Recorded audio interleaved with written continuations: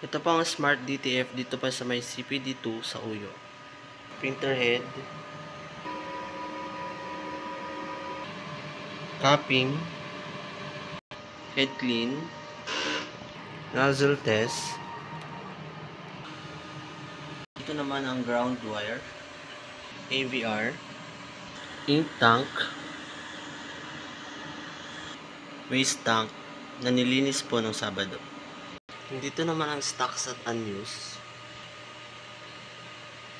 Ink. Nandito ang unused ink,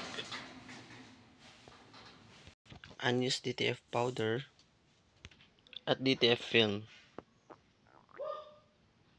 Sa DTF consumables, ito pong nagamit kong film, DTF powder, DTF solution, cyan, magenta, yellow, black, at white. Naka 36.2 meters naman ako na run last week. Printer daily checklist.